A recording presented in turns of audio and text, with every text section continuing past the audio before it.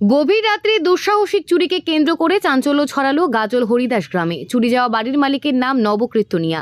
বাড়ি গাজল ১ নং অঞ্চলের হরিদাস গ্রাম। চুরি যাওয়া গৃহস্থের বাড়ির মালিক নবকীর্তনিয়া সূত্রে জানা যায়, বাড়ির পাশে বিয়ে বাড়িতে সকলে মিলে বরযাত্রী গেছিলেন, আর এইদিকে ফাঁকা বাড়ি থাকায় সেই সুযোগে গভীর রাতে তালা ভেঙে দুঃসাহসিক চুরি করে চম্পট দেয় কে বা কাহারা।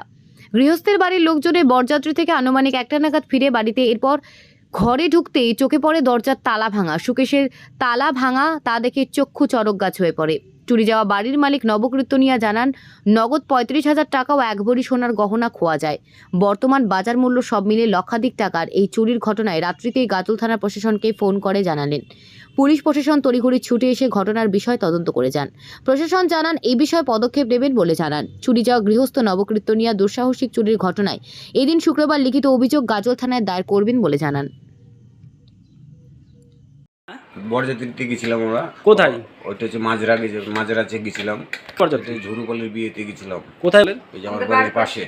তারপরে আমি বিয়েতে আসি দেখি, বাড়িতে এসে দেখি কি এগুলো হচ্ছে সম্পূর্ণ সেভেন করে খোলা আছে। আমার ছেলে বলছে, বাবা শোকেস ঘরের তালা ভাঙা, শোকেস ভাঙা, টাকা পয়সা দেখি কিছুই নাই, সোনা দানা দেখি কিছুই নাই। এখন দেখলাম হাতুর বাটাল দিয়ে ভেঙেছে।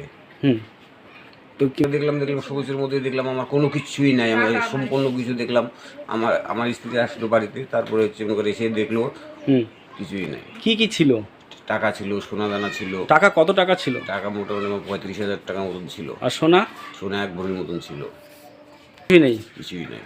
তো সন্দেহ নিজের চোখে তো দেখিনি, কাউকে তো দেখতে পাইনি, তো নিজের চোখে দেখতে পাইনি। নিজের চোখে যদি একটু দেখতে পেতাম কিংবা দৌড়াদৌড়ি ধস্তাধস্তি করতাম, যদি হাতের নাগালে আসতো কিংবা ধরতে পারতাম না, তাহলে তো ওর পিছনে লাগা যেত।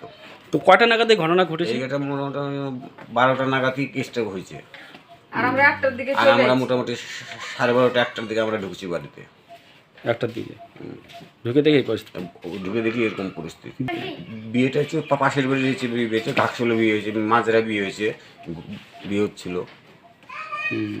নবকীর্তনিয়া। কোথায় বাড়ি? হরিদাস। কি ছিলেন? জানিয়েছিলাম, প্রশাসন আসছিল কালকের রাত্রে, দেখে গেছেন? দেখে গেছে। বলল চুরি হয়ে গেছে, এখন আমরা চেষ্টা করছি। আমাকে কিছু কথা জিজ্ঞেস করলো, তুমি কারো স্বর্ণবাদী কারো কিছু হয়নি, কিন্তু কাউকে দেখিনি যেহেতু অভিযোগ মনে আমি ঠিক আছে স্যাররা আসছিল। সে অভিযোগ এখন তো লেখার তো দরকারই। এখন যেহেতু আজকে আমার হয়েছে, আর নেক্সটের জন্য কারো না হয়, এই যে সমস্ত কাজ যারা করে তাদেরকে ধরে উচিত শিক্ষা দেওয়া উচিত। কেন যে কোনো মানুষ যে কোনো বাড়ি থেকে সবসময় বাইরে যেতেই পারে, তাই বলে যে একদম নিয়ম শৃঙ্খলা যে বাইরে চলে যাবে এরকমভাবে তো এটা ঠিক না।